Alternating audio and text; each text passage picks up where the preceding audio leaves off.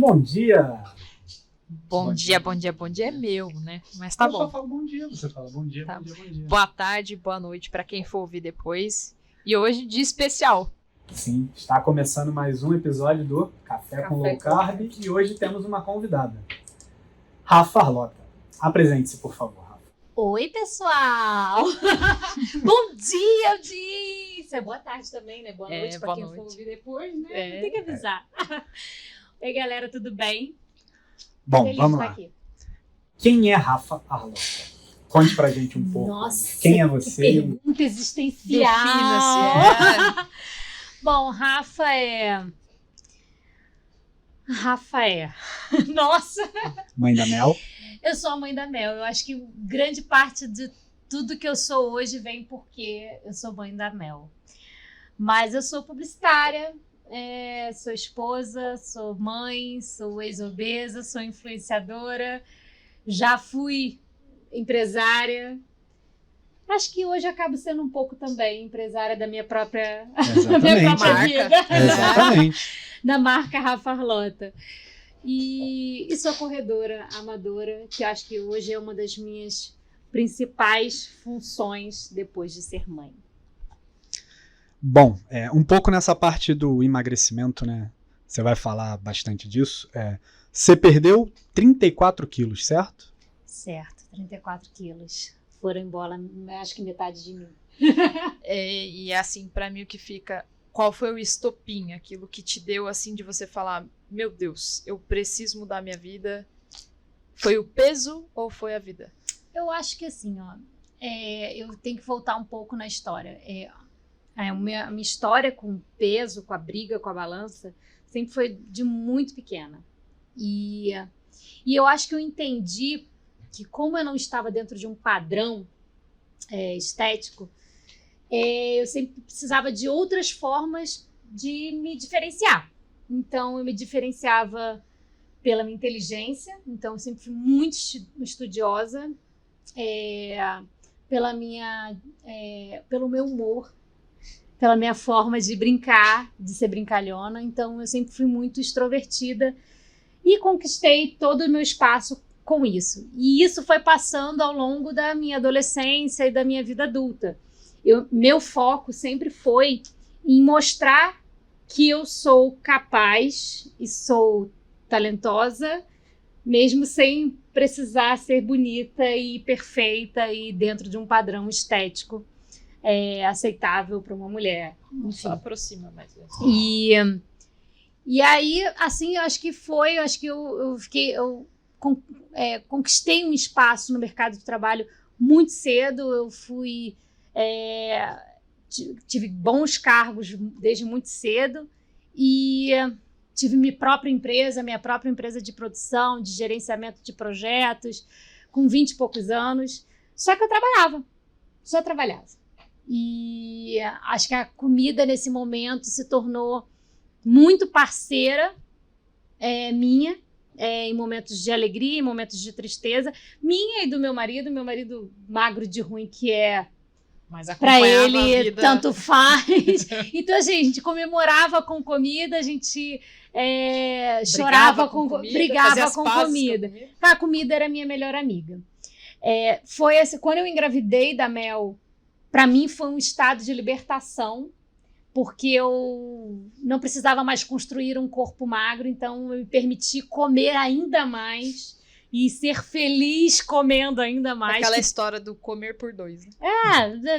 Eu comia por 2, por 3, eu não tava nem aí, entendeu? Eu falei, dane-se, eu vou comer doce no café da manhã, não, eu quero comer. Dane-se, não quero mais que me falem sobre restringir isso. Também, obviamente, puxão de orelha durante a gravidez, óbvio. Mas, assim, eu acho que a história começou a mudar depois que a Mel nasceu, porque aí eu comecei a ficar tão sozinha, eu tive só 40 dias, eu me dei só 40 dias de licença maternidade, porque eu era minha própria empresa. Entendemos. E porque eu achava que eu dava conta, que eu era foda mesmo, entendeu? Então, mulheres. Tipo, ela vai dormir aqui, tipo novela. Vou botar ela pra dormir e aí eu vou trabalhar. Eu sei. Sei o que é isso. E meu marido tinha acabado de mudar de emprego, então, assim, ele não tirou férias quando a Mel nasceu.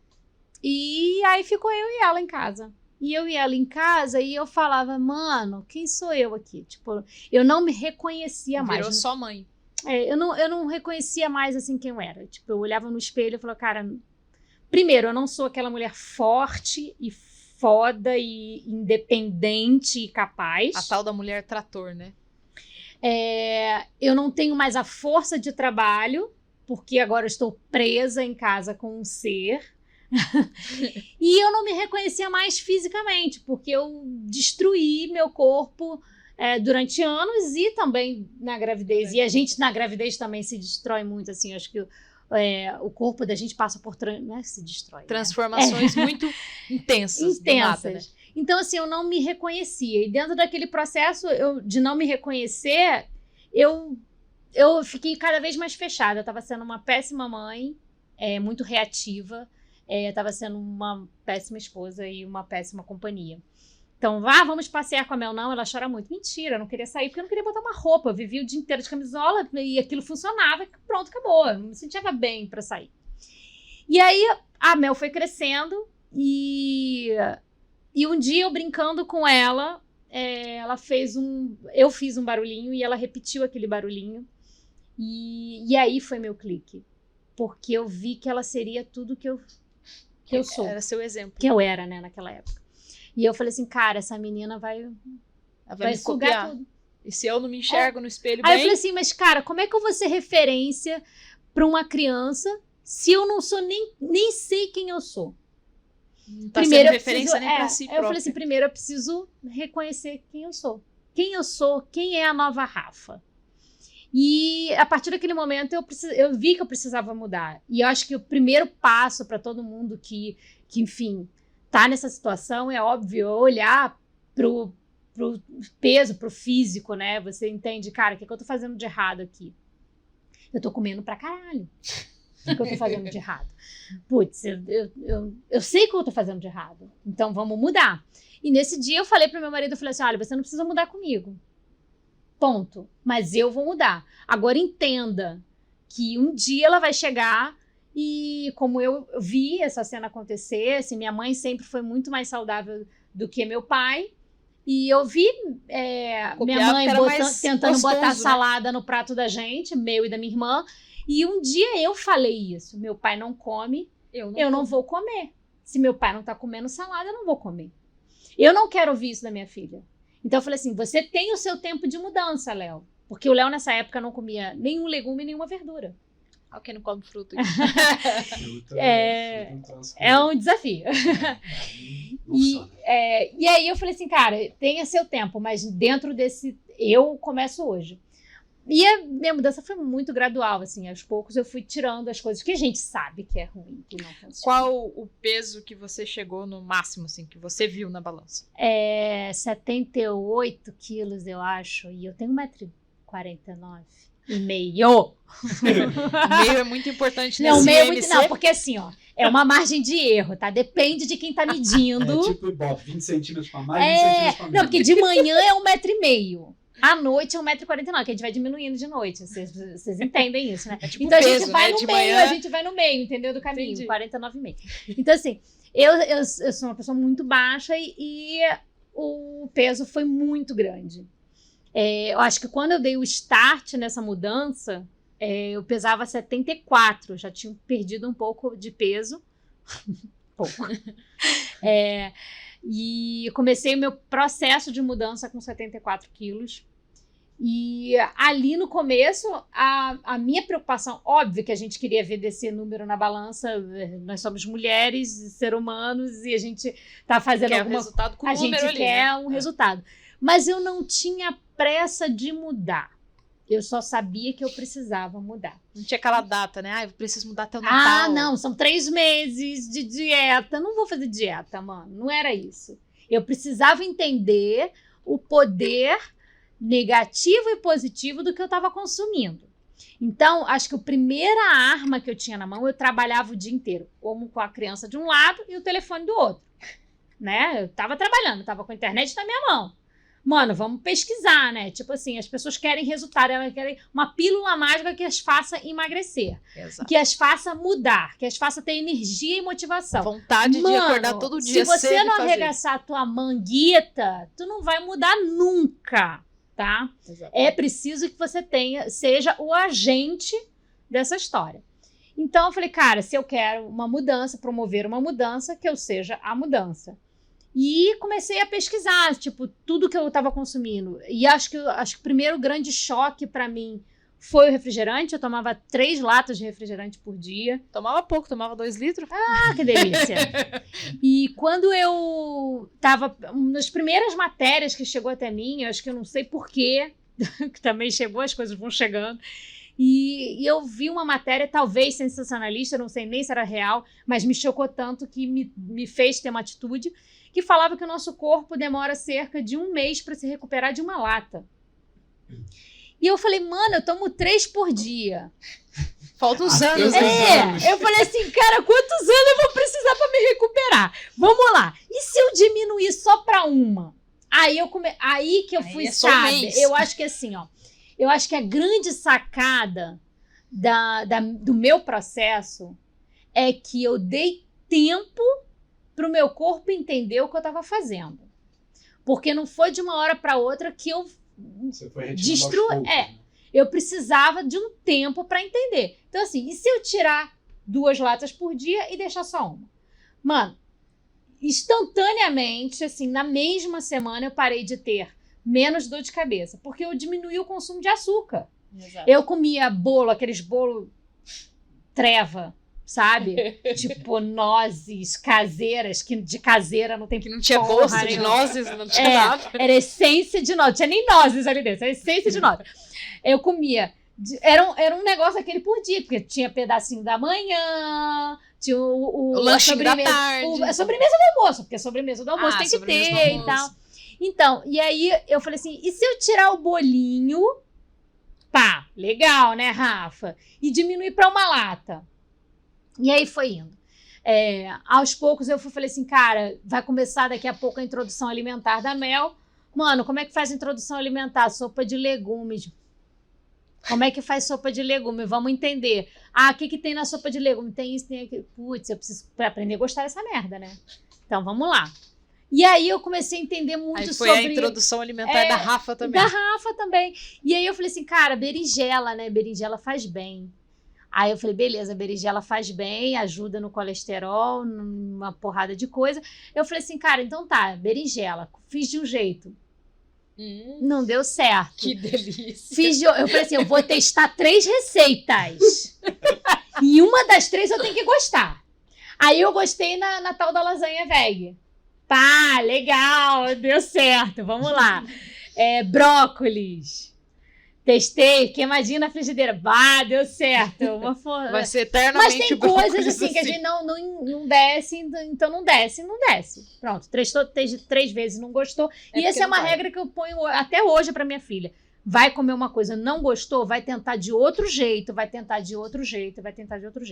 Nesse processo, entra meu marido no meio da história, que tipo, ele falou, cara, beleza, não vou mudar, mas assim, se a gente precisa cozinhar, ele adora cozinhar. Ah, que beleza. Ele não cozinhava naquela época, ele não tinha tempo, mas ele passou a ter. Arranjou-se um tempo para isso. E ele gosta tanto que ele fez curso de culinária e tal, para aprender a cozinhar melhor. E assim, o Léo cozinhava coisas que ele não comia, só para mim. Então, eu falei, só que aí ele passou a experimentar enquanto estava cozinhando, e aí começou a ver tempero. Aí começa a ter aquela preguiça, porque aquilo virou uma obrigação, então eu vou fazer uma comida só para todo mundo, que é mais fácil. E aí começou a gostar, e aí hoje ele é uma pessoa que assim, a introdução da salada foi o seguinte com o Léo, e até conversei isso outro dia com a pediatra da Mel. A introdução da salada, joga batata palha em cima. É uma merda, mas vai comer a porra da salada, entendeu? Aí daqui a pouco você tira um pouquinho da batata palha. Até não ter mais batata palha. Aí joga logo queijo parmesão. Um molho em cima, joga um molho, entendeu? Aí vai tirando, aos poucos, vai tirando. O Léo jogava ketchup. Uma hora o negócio vai, entendeu, gente? Eu acho que o negócio é experimentar. E a gente foi experimentando e eu fui mudando as coisas aos poucos. E esse start você começou quando? A Mel tinha 3 meses, mais ou menos, então a Mel vai fazer 9 anos agora em junho. Uau. Temos aí quase 9 anos. Esse ano são 9 anos de mudança. E há quem queira perder 10 quilos em um mês, não é verdade? Ai, gente, Não é mesmo? isso é maravilhoso, né? Eu demorei, no primeiro ano eu perdi 20 quilos. Em um ano eu perdi 20 quilos. Mas são 20 quilos. E se você 20? tivesse feito o processo contrário, em um ano ganhado mais 20? É isso que eu sempre falo para as minhas alunas. E se fosse o contrário? Ah, foi só 1,5 kg. E se fosse mais 1,5 kg? Então Não, ano, 20 quilos. E eu, conversando agora com a nutricionista, ela ficou preocupada porque eu só perdi 1 quilo de gordura. E ela olhou assim pra mim, mas é legal, né? Eu falei assim, excelente, meu amor. Em 45 dias eu perdi 1 quilo de gordura sem mudar tanta coisa, sem sofrimento. Imagina se eu sofresse. Se eu sofresse aí mesmo que eu perdi, entendeu? O povo não quer sofrer, entendeu? Exatamente. Mas assim, eu gosto da coisa que quando vai lentamente. Porque assim, o corpo, a nossa mente, ela tende, isso pra tudo, não é só na alimentação, é no esporte também. Ela quer o ponto de conforto, tá? O ponto de conforto que a gente tem, quer dizer, que a pessoa que está começando tem, é o sofá e a comida que ela come em excesso, enfim. E é natural e ninguém te critica, né? Isso é o que está na sua mente como seu ponto de conforto. Para você transformar, hoje o meu ponto de conforto é correr. É quando tá tudo funcionando dentro do meu corpo, quando eu me sinto bem comigo e quando eu tô fazendo alguma coisa por mim. É correndo que eu encontro o meu ponto de conforto, não é deitada na cama.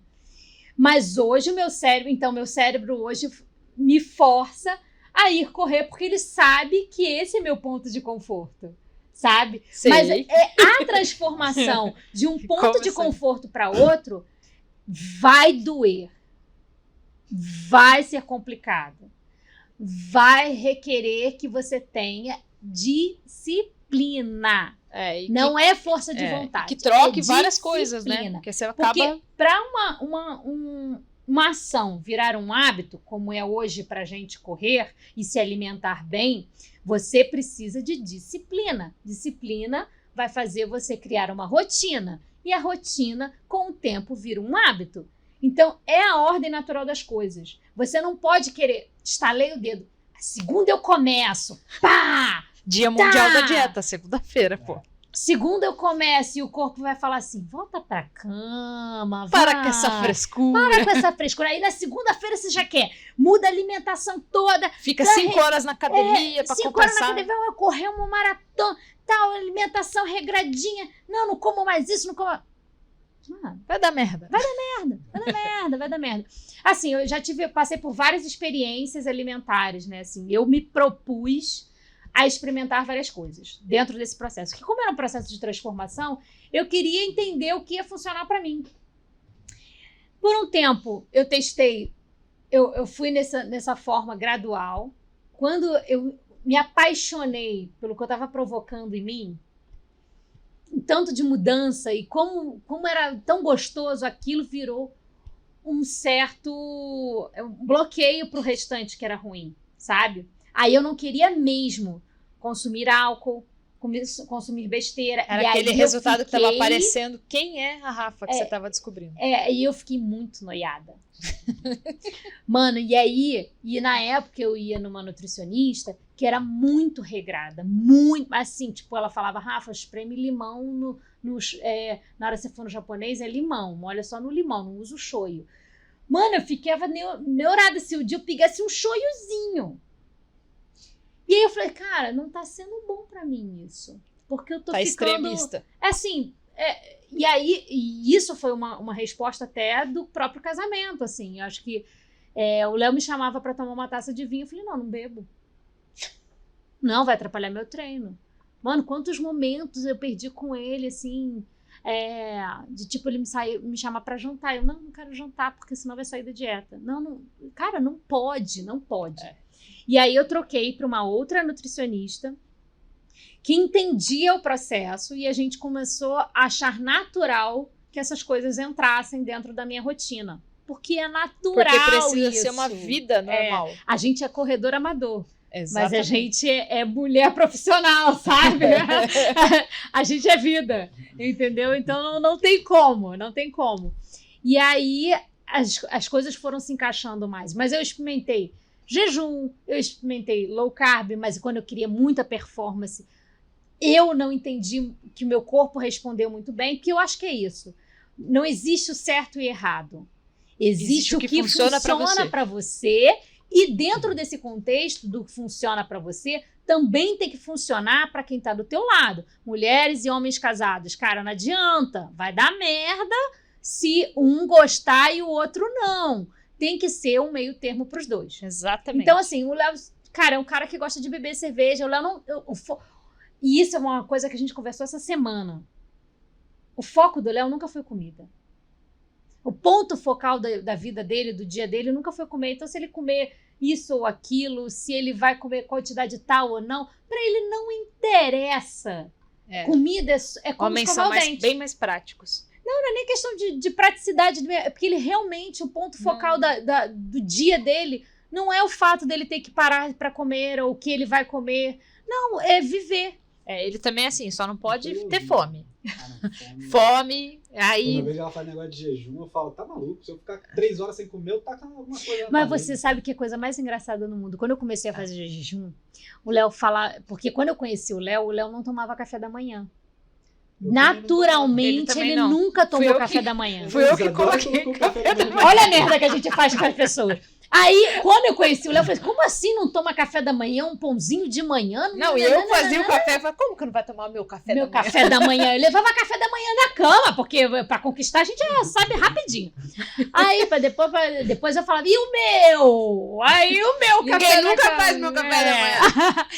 E aí, eu introduzi ele no café da manhã, no caso.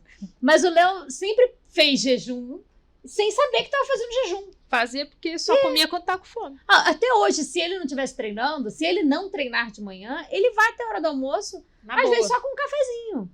Porque o Léo não é... O ponto focal da vida dele nunca foi comida. E eu acho que é isso que eu tô começando a entender a partir de agora, assim.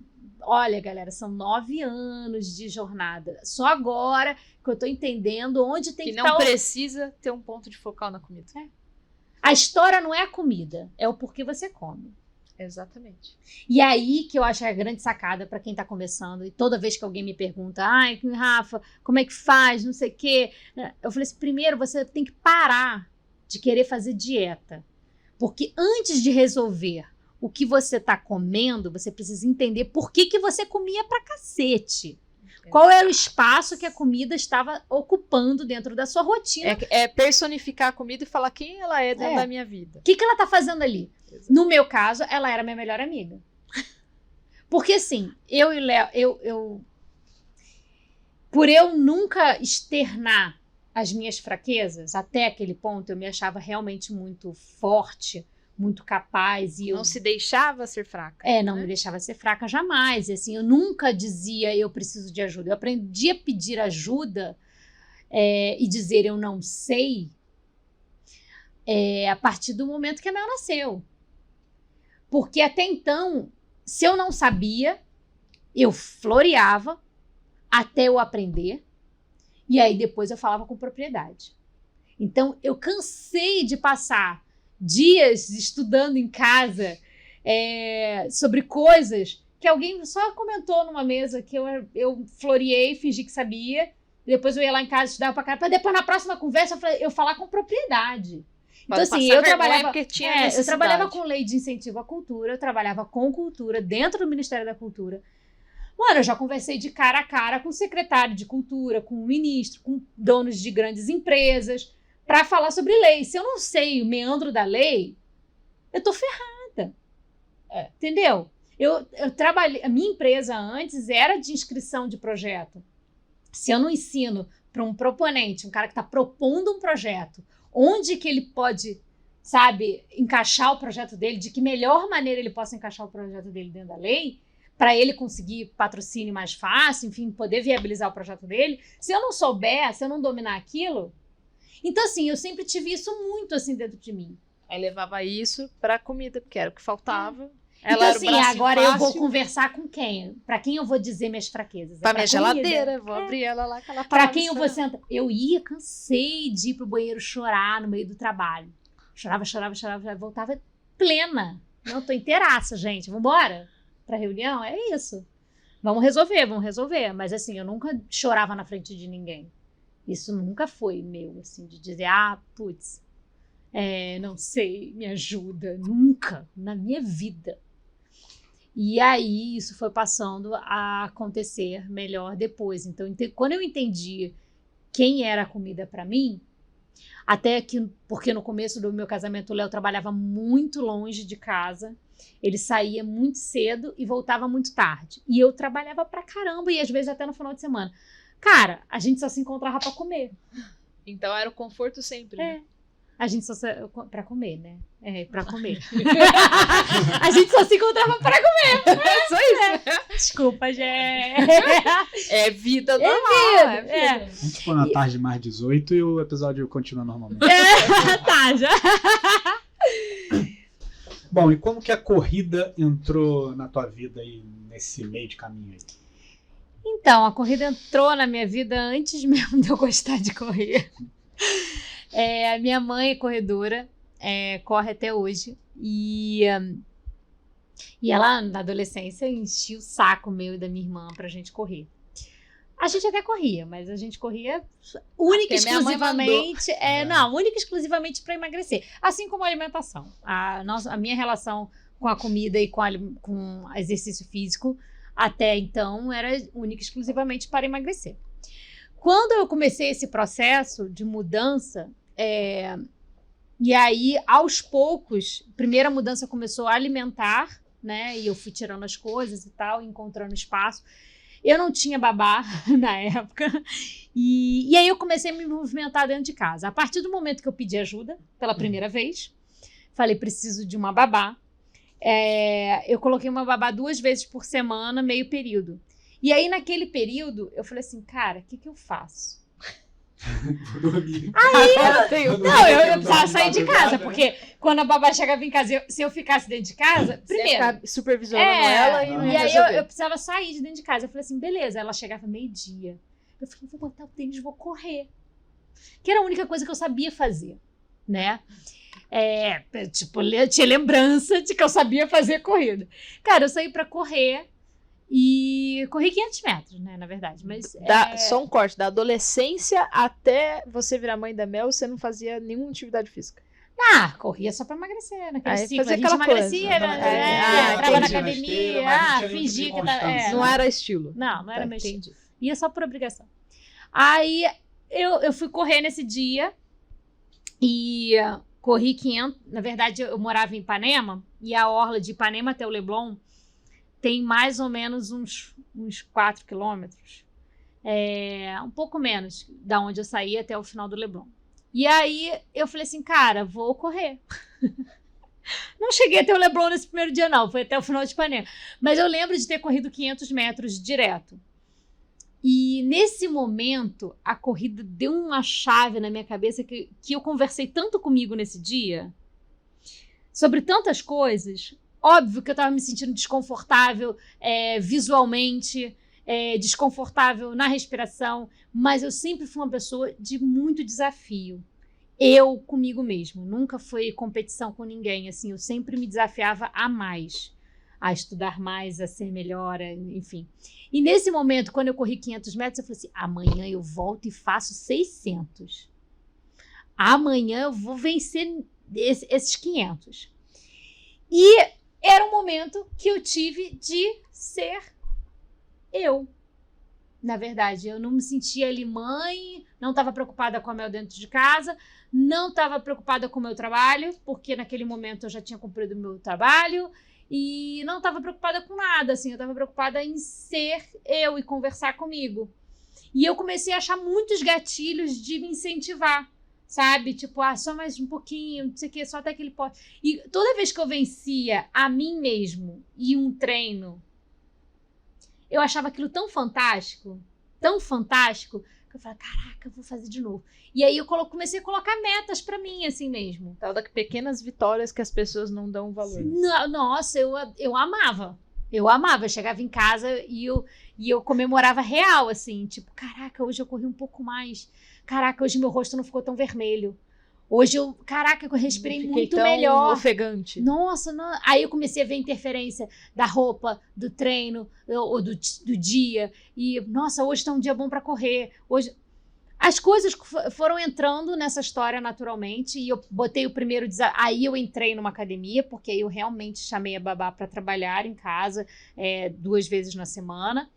E aí essas 2 vezes eu corria ou eu malhava. E aí depois entrou outra babá que dividia o serviço. Então, 4 dias na semana eu tinha babá meio período. Então, 4 dias na semana eu ia, ou academia ou eu corria. E aí na academia eu comecei a falar, vou correr 5 quilômetros. Aí a minha primeira meta era atingir os 5 quilômetros. A segunda meta era dar a volta na lagoa lá do Rio, que tem 7,5. Não, nunca fiz isso. Aí a segunda meta era dar a volta na lagoa sem parar, que era os 7,5 km.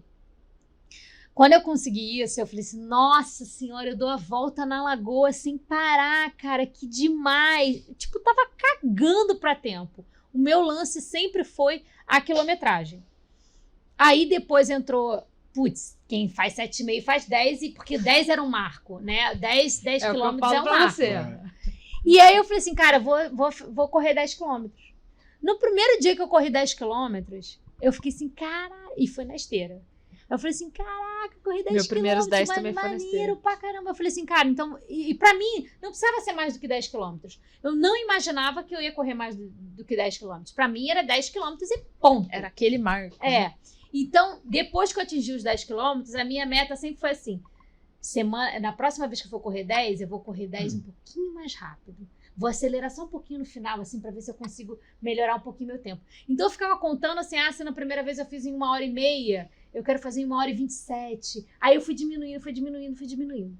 E isso foi um processo que, tipo, eu comecei meu processo em 2013, né? Comecei a correr em 2013.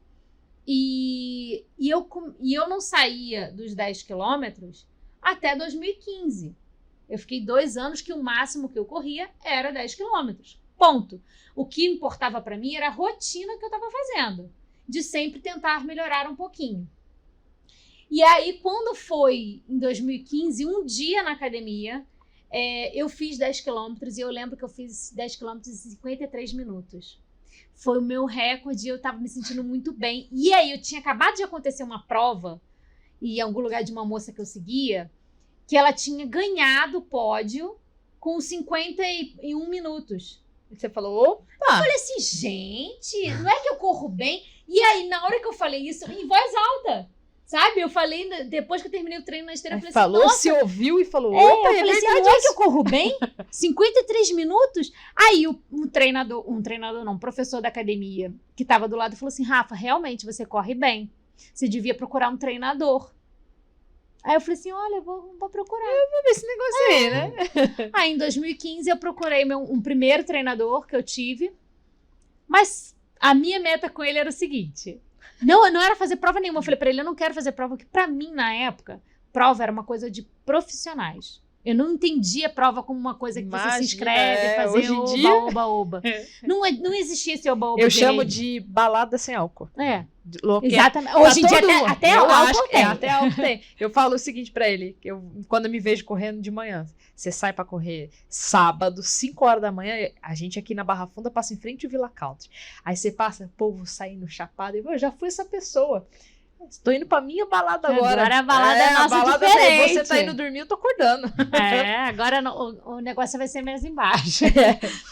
E aí, o dia que eu comecei com o treinador, e eu falava pra ele, olha, eu não quero correr mais do que 10 quilômetros, eu quero melhorar meu tempo, não quero prova, não quero nada disso. Corrida é pra mim. Aí ele falou assim, mas eu preciso que você compre um relógio. Eu até então não tinha nem relógio. Eu monitorava com o celular. E ele tem que comprar um relógio para monitorar seus batimentos cardíacos. Você precisa perder peso para correr mais rápido. E naquela época eu já pesava 55 quilos. Já tinha dado. 55, não, eu pesava 58 e ele falou, ó, eu queria que você chegasse a 55 pra gente começar a acelerar. Ele falou assim, 3 quilos que você perca, Rafa, já vai te ajudar muito pra ganhar velocidade. É a canelada que tá no teu pé aí. Ele falou assim, cara, é pra você ganhar velocidade sem se machucar, porque a gente vai começar com um treinamento que, quando você começa com um treinador, a dinâmica é muito diferente daquela que você faz na esteira. Não é simplesmente você sair pra correr continuamente um tempo. Você tem estímulos diferentes, para aqueles estímulos você precisa se preparar, se fortalecer, enfim. E aí, foi essa a minha questão com ele, e a gente começou o trabalho. A minha primeira prova só foi em 2016 e foi de brincadeira, porque meu tio nadava, e ia ter aquele rei e rainha do mar, e ele falou assim, Rafa, você começou a correr, tipo assim, você começou a correr e tal, por que você não chama tua mãe e vem correr a beach run enquanto eu tô nadando? E aí depois a gente toma um café da manhã junto, vai ser legal e tal, não sei o quê. Eu falei, pode ser, quanto que é? 4 km na areia? Maneiro, já corro 10 na esteira, 4 na areia, moleza. E aí me inscrevi na prova e fui fazer a prova, cagada de medo, assim, tipo, eu falei, gente, isso é coisa de professor, o que eu tô fazendo lá? Tipo, não tem nada a ver. Quando eu cheguei na prova, aquele ambiente caseiro, né, tipo, familiar, ainda mais o Rei e Rainha do Mar, que é muito familiar mesmo, tem muita criança e tal. E aí a gente tava lá brincando de correr. E aí eu vi aquilo, cara, quando tocou a buzina, baixou um demônio em mim, que até hoje eu lembro desse demônio que baixa toda vez que eu toco a buzina. O demônio. E aí eu corri feito uma louca. E fiz um tempasso. E aí eu falei assim, encontrei uma amiga minha de faculdade de cachaça. Eu e ela correndo. Ela, nossa, a gente tá fitness agora! Amiga, vamos correr uma maratona! Não, na época pra mim eu achava que maratona era tipo... 10 quilômetros. Exatamente. Aí eu falei assim, não, mas eu só corro 10 quilômetros. Ela, não, vai ter uma prova de 16. Da Atenas, na época. Daqui a, sei lá, essa corrida foi em março e a corrida era em junho, a de 16. Aí eu liguei pro meu treinador, óbvio. Falei, olha só, mandei benzão no beach run, hein? Tô aqui arrasando. Gostei dessa parada, posso fazer um de 16? Aí ele falou, quando? Aí eu falei, lá em junho e tal. Ele falou assim, beleza. Acho que dá tempo de te treinar.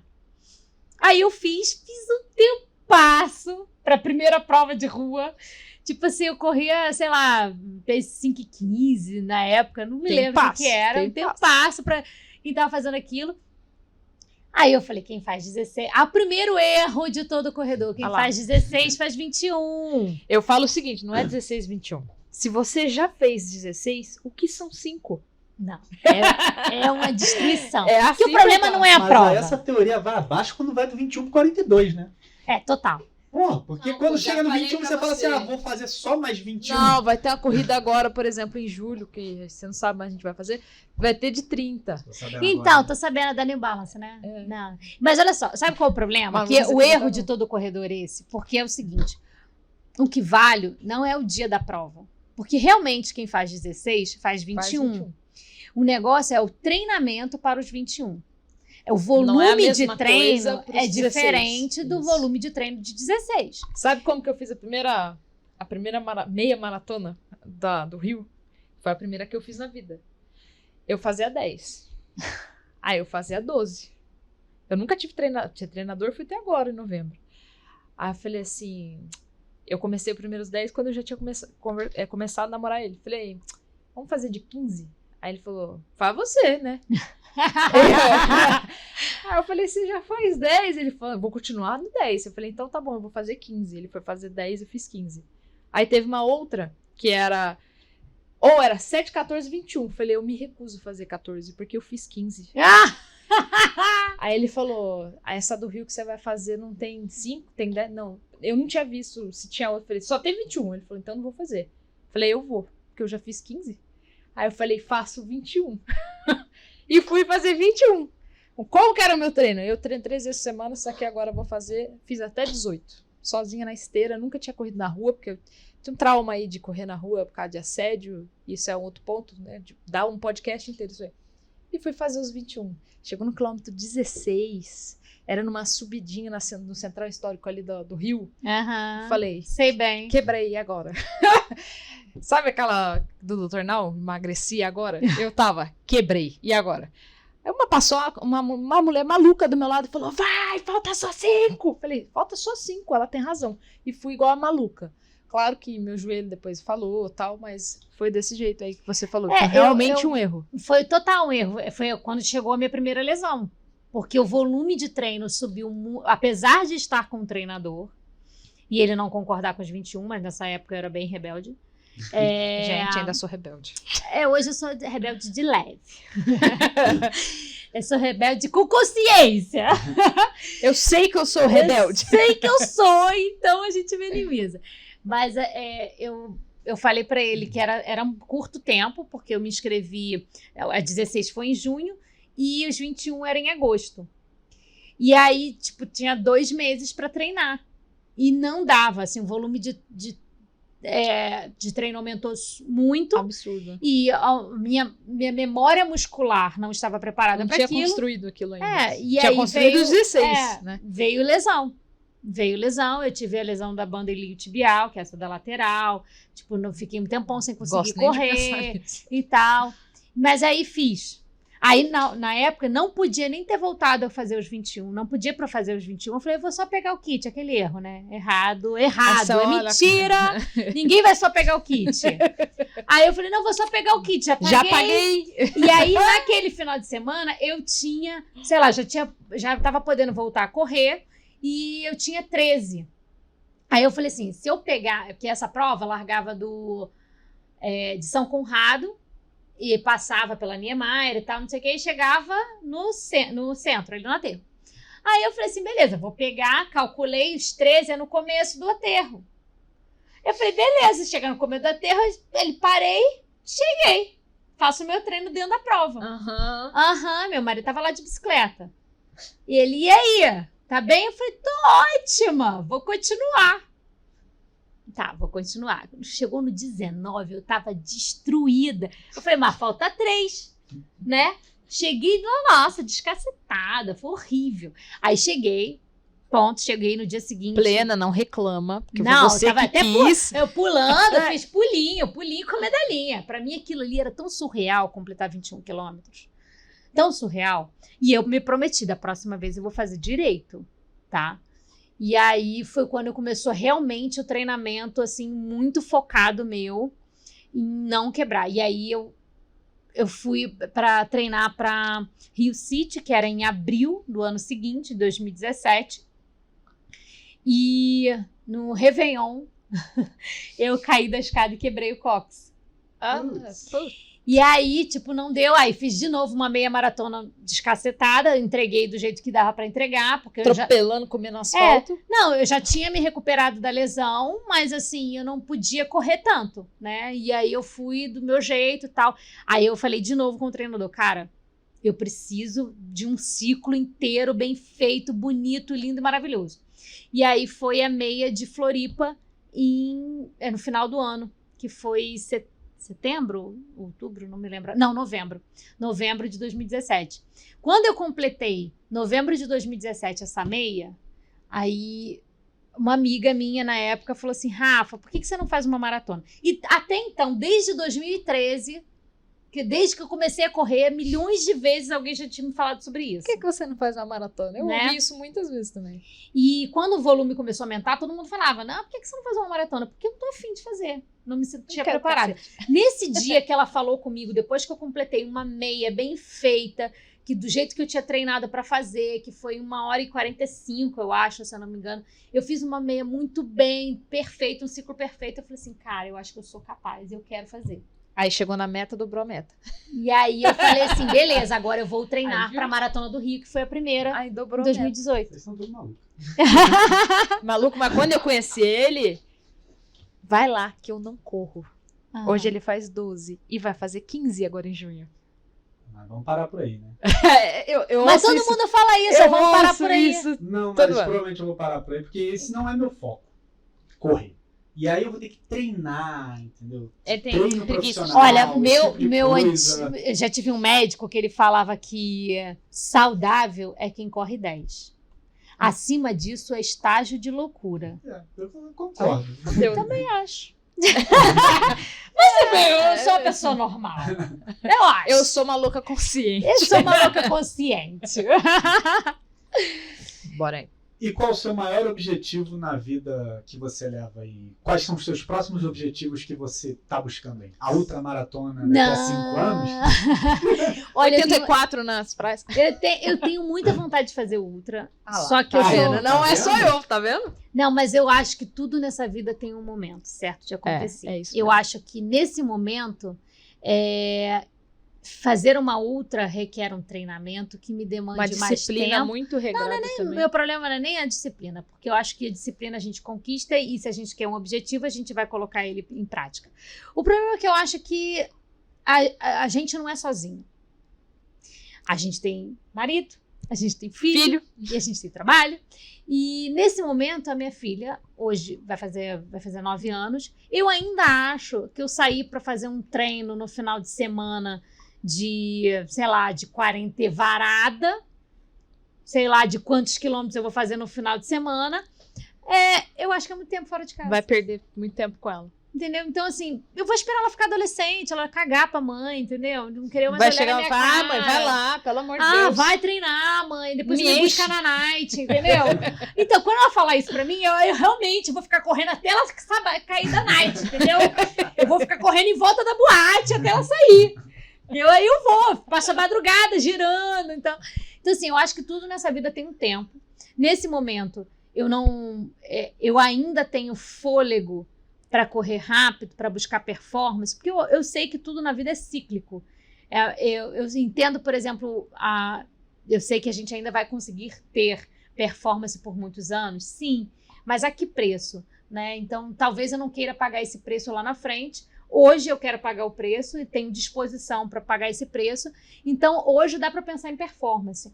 Talvez daqui a uns anos eu pense em provas mais duras, tipo maratonas com subida e com descida. Ao fio.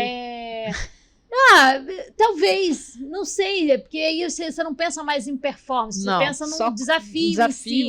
Isso aí. Então, assim, eu acho que tudo na vida é cíclico e a gente precisa entender o contexto disso tudo. Porque senão a gente fica aqueles bandos viciados em corrida que só fala de corrida.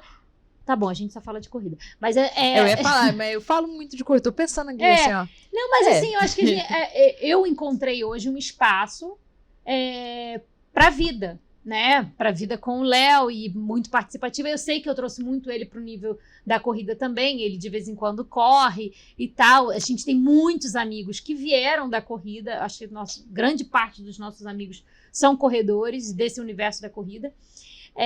Mas eu acho que não é o momento de pensar nisso, entendeu? Não é o momento de eu querer, sei lá, também pegar uma prova curta para poder largar o ar. Eu gosto de prova longa. E ainda tenho disposição para tentar buscar um pouco melhor a minha melhor maratona. Se ela vai sair esse ano, não sei, porque depende de muitos fatores. A gente acabou de se mudar para São Paulo, então é um período de adaptação para a gente ainda. Local de treino. Fez 25 graus, tá de blusa, isso. Não, cara. Não, assim, ó, o que eu achei de diferente de correr de São Paulo. O calor de São Paulo é diferente do calor do Rio. É mais gostoso de correr aqui. Não acho, não. Ah, Porque eu já tô adaptada ao calor do Rio, entendeu? Então, pra mim, o Rio é aquele calor que queima a pele. Se você sair muito aqui cedo... queima a respiração. Não, aqui, exatamente, é sede, é resseca. Aqui você se sente poluído. seco. E aqui, eu não sei, eu sinto mais dificuldade de respirar aqui. Então, os primeiros treinos aqui em São Paulo, eu sentia muita falta de ar. E hoje em dia eu me adapto melhor. E aqui todo o terreno é muito assim, né? Você não tem uma reta. Não tem. E, por exemplo, Nem nos parques. Lá no Rio, eu consigo cruzar praticamente a cidade numa reta. Fazer um longão, fazer uma maratona sem virar, fazer curva, sabe? Tipo, indo. Aqui você não consegue fazer isso. Não, você tem que dar várias voltas no Ibirapuera. O trabalho mental aqui é diferente do trabalho mental do Rio de Janeiro. E como eu tô adaptada no Rio de Janeiro há quase 36 anos, né? Quase há 36 anos. É difícil você se adaptar em outro lugar. Então, não sei se a performance esse ano vem. Esse ano vem 2 maratonas. Se ela veio pra performance, já é outras 500. Gente, pra quem não sabe, deixar aqui registrado. Embaixadora da Maratona do Rio. 3 vezes, eu posso pedir música. Já pode pedir música no Fantástico. Então a gente vai colocar aqui o G1. Mas é uma prova que eu não deixaria de fazer, a Maratona do Rio. Independente da distância que fosse fazer, eu acho que é uma prova... É o maior festival de corrida da América Latina, então... Ano que vem eu vou. Cara, é muito mais do que a corrida em si. A Mas corrida ano que vem eu quero linda. 21 e 42. É maravilhoso. Mas eu vou te falar... Ela é 21, São 63. Você corre 20... Eu sou campeã desse desafio, sabia? Aí, tá vendo? Olha lá. aqui na mesa. Claro que não, Você pô. Ela vai vai me dar a mão. Ela vai me dar a mão pra conseguir. Tudo bem que eu conquistei o primeiro lugar feminino no meio da pandemia. Ok, mas eu conquistei. Mas tava lá, viva, sem Covid, correndo, porra. Eu fiz ela em 2020, a versão virtual da prova. E fiz meu RP nos 21. Aí. E 42 eu mandei ver fortíssimo. E é muito maneiro. Não acho que quem já correu uma maratona... Vai ser meu primeiro esse ano. Aí ano que vem não faz isso não. Aí, gente, é outra conversa. Não faz isso. Ela vai falar que não. Eu vou bater nela, gente. Calma. Corte. Mas assim, eu acho que para quem já passou por ciclo de maratona, o ciclo do desafio se torna mais favorável, assim, porque Agora treinar cansado. Treinar cansado. Você vai treinar cansado. Eu fiz isso na última aí que eu fiz. O treino foi de 20, no dia seguinte tinha 5. Aí o treinador, então, faz 15 no sábado. Falei, não, vou cumprir a planilha. Aí cumpri a planilha e fui fazer os 5, igual a louca, mas desbaforida. Daí segunda-feira ele me deu off, mas eu fiz. Isso aí em triplo. É delícia. Sempre. Tipo, você vai correr sempre cansado. É um ciclo de 3 meses, às vezes até 4, correndo cansado o tempo inteiro. Então, assim, eu acho que, cara, o grande erro de todo mundo é você achar que é só corrida. Exatamente, não é. Tá? Você precisa entender qual é o seu contexto familiar naquele momento, seu contexto de trabalho naquele momento, e rede de apoio. Putz, tem que ter rede de apoio. Eu falo, a conversa com o filho, com o marido, com todo mundo. Eu corro assim, ó, se eu acordar às 5 horas da manhã e fazer meu treino e chegar em casa antes do meu filho acordar. Porque eu quero pegar ele acordando, eu quero tomar banho. Isso aconteceu muito com... Então, assim, isso foi a grande questão pra mim, na primeira meia, foi isso. Porque a Mel só saía da cama quando eu estava lá, e eu que tirava ela da cama, e eu que fazia o leite dela quando ela saía da cama. Na primeira vez que eu fui treinar pra uma meia maratona, não dava mais tempo. Porque, primeiro, eu tinha um cagaço do caramba de sair muito cedo, né? Então não dava. E não dava. E aí, a partir do momento que eu parei de sofrer com isso, beleza, ela vai criar agora uma relação com o pai. Então, ela criou um código com o Léo de um assobio que não é assobio, eles não assobiam, ela não assobia, ela grita e fala que é um assobio. É assim, o assobio dela. E ela criou esse código com o pai, ele vai, tira ela da cama, brinca, eles fazem... A relação deles ficou muito maneira. Eles criaram um vínculo ali. Eu sofro que eu perdi um vínculo ali? Sofro. Mas assim, cara... não me sinto mais sozinha. Amiga, isso vai acontecer em um certo momento. Vamos ao corte. Vai. E essa relação que eles criaram, você conseguiu, então, na verdade, tirar o pai e mãe que você estava colocando ali? Eu acho que vai assim, ó. A gente troca uma coisa pela outra. Isso. Eu acho que as mulheres têm que se sentir encorajadas, sim, a sair e para fazer alguma coisa por si.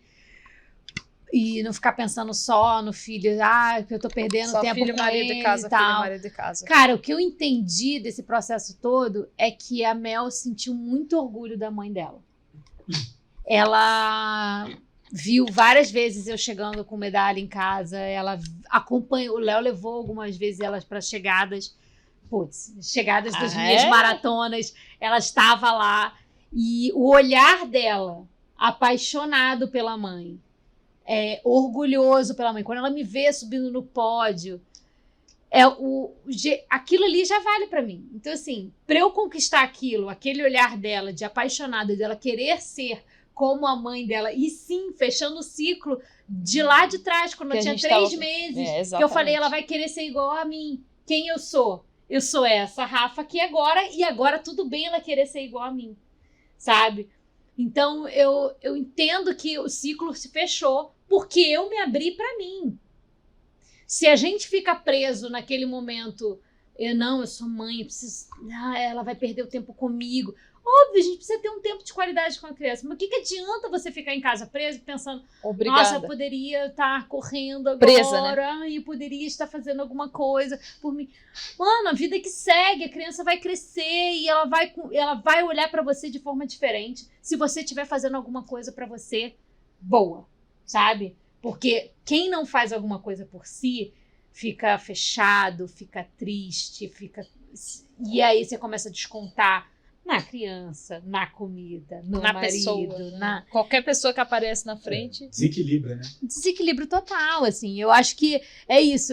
Enquanto a gente quando a gente entender que nós precisamos ter espaço dentro da nossa rotina, que não é errado, mesmo quando se tem filhos, ser prioridade, estar no primeiro item da nossa lista de prioridades, porque assim, sem a gente não adianta.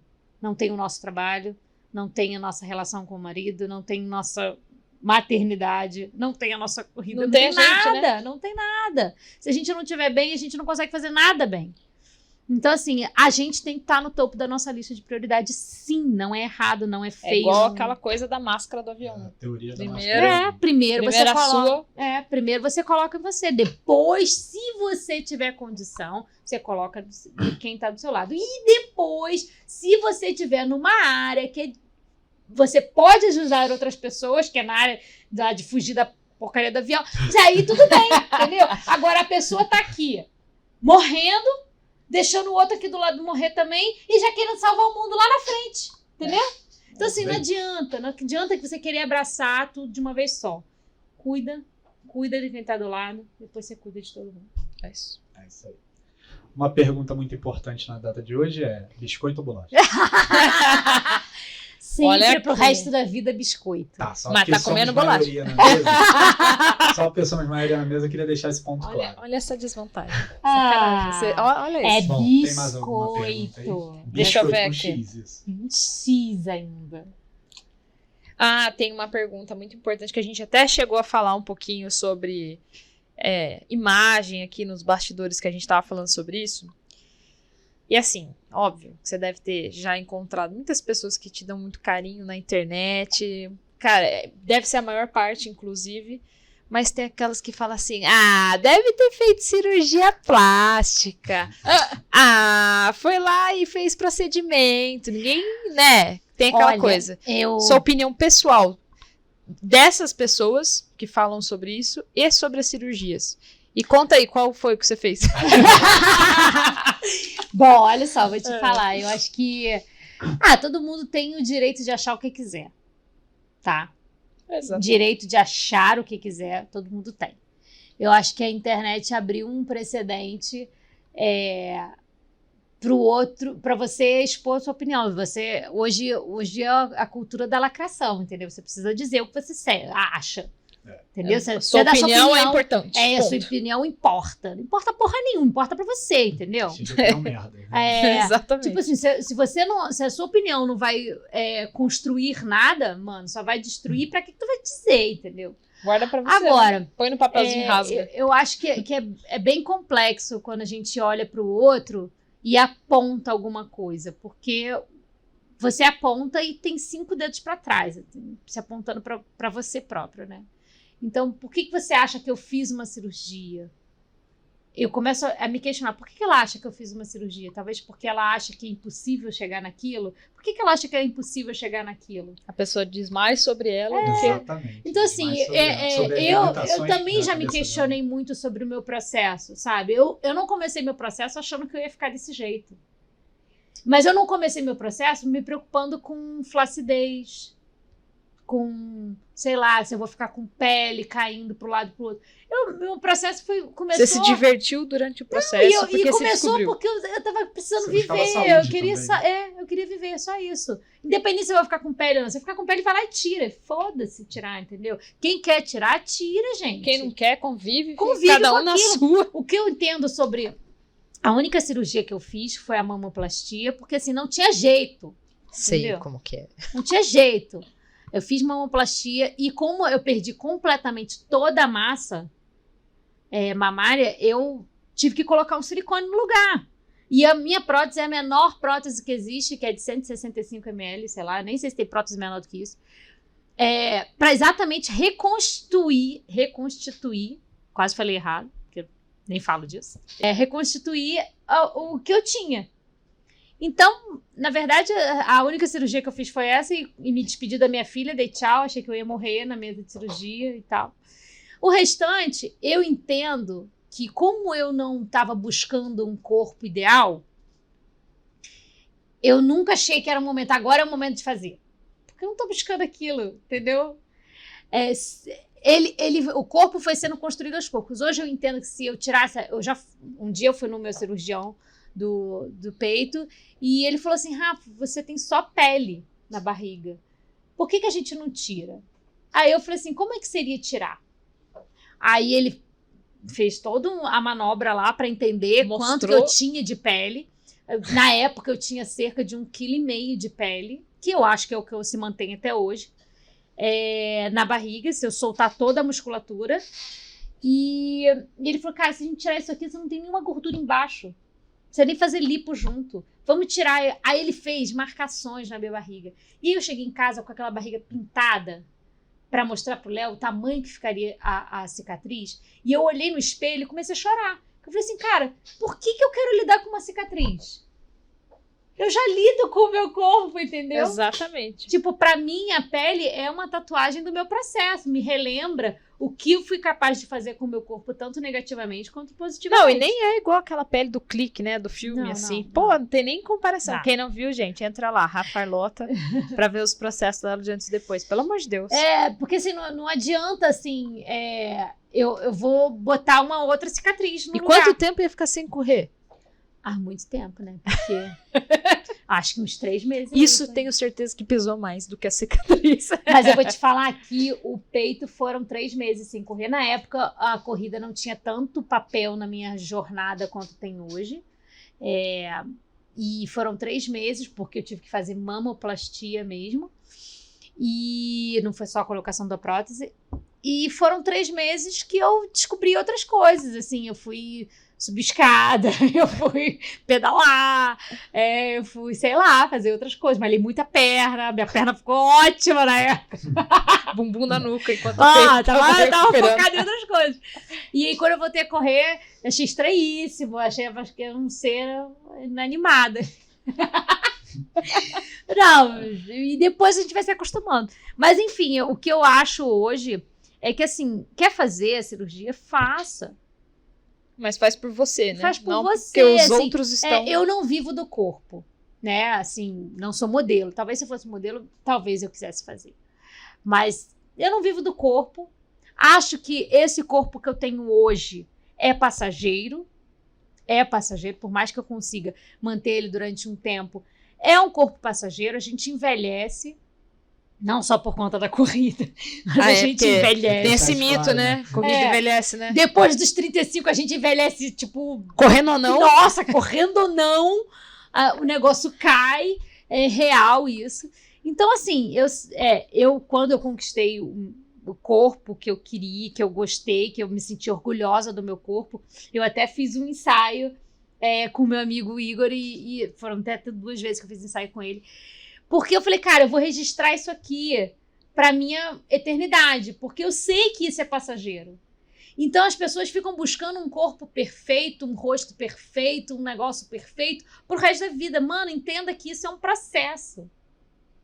E aí, por que eu vou... assim, pra mim, não tem tanta importância a pele quanto tem pros outros. Eu acho que pros outros tem mais importância do que pra mim, sabe? É óbvio que eu queria ser seca, linda e maravilhosa, chegar na praia, agachar e não dobrar nada. Mano, óbvio, não dobra nada, entendeu? Tá tudo esticado. Mas assim, ó, vou dizer, toda vez que alguém me fala, não, porque não sei o quê, que eu queria ser assim seca, eu falei assim, seca em pé, filha, parada, entendeu? Se eu agachar... Faz a pose, se eu ajeita. agachar pra escovar o dente aqui, ó, debruçada na pia, vai cair, entendeu? Assim, eu sou muito real. Sabe? Eu falo para as pessoas o que realmente acontece. Só que acredita quem quer também, né? E agora, pra gente chegar nos finalmente, que a gente fez ela, coitada, falar muito.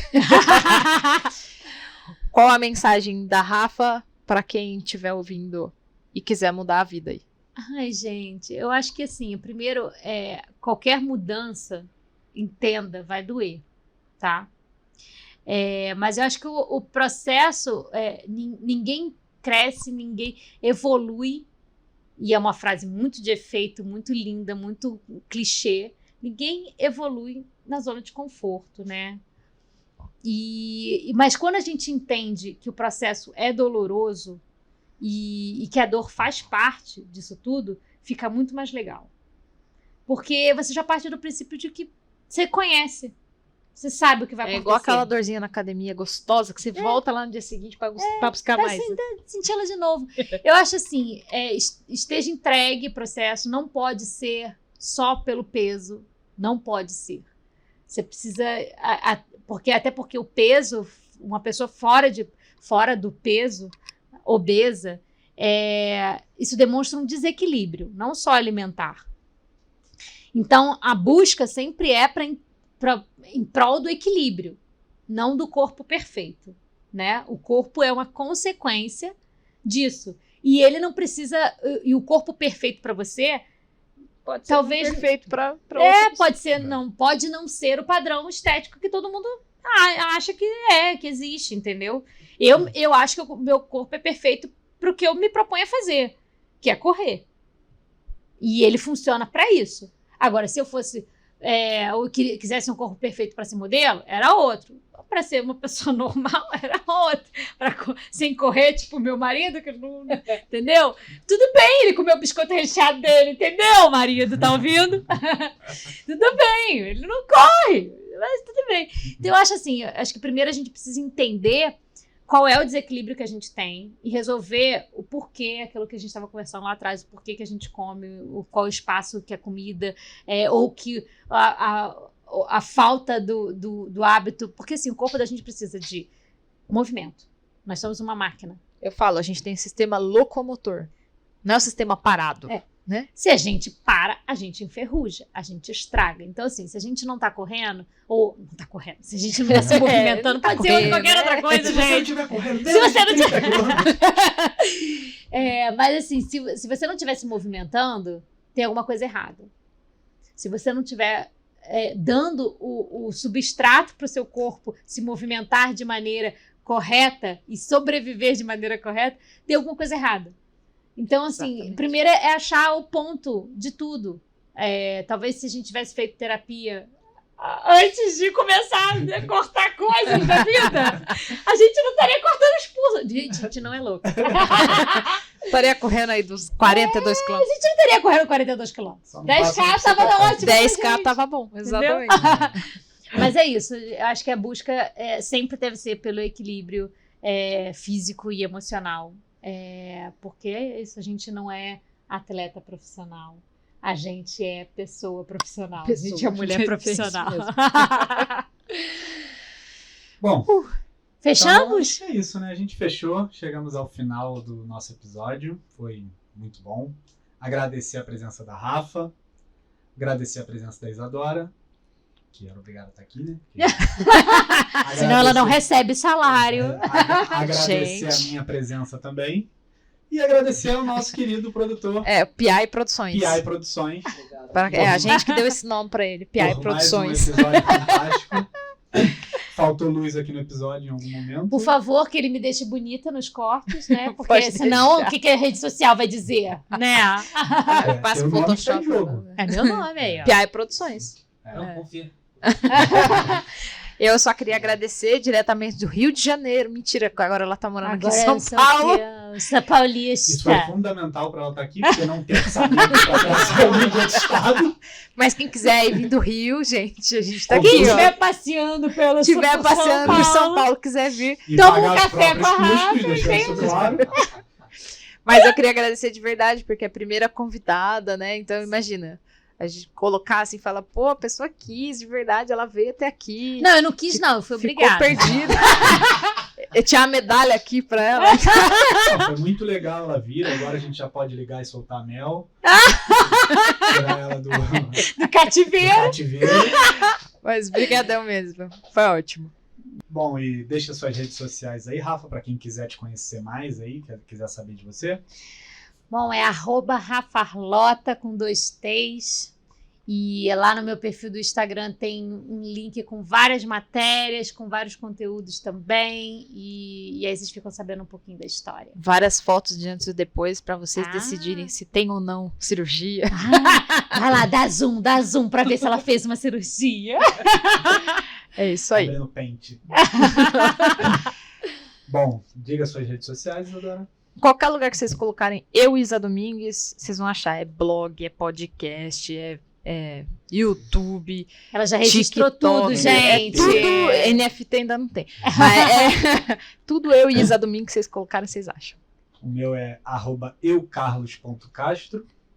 E sigam também nossa loja, né? Clube low carb. Clube com B mudo, gente. Exatamente. Então é isso aí. Já agradecemos aí ao Piai. Ele vai ter que fazer a mágica aí, porque a gente tinha terminado o episódio antes das redes sociais. Então agora a gente vai terminar oficialmente. Tchau, tchau. Um abraço, tchau, tchau. Tchau.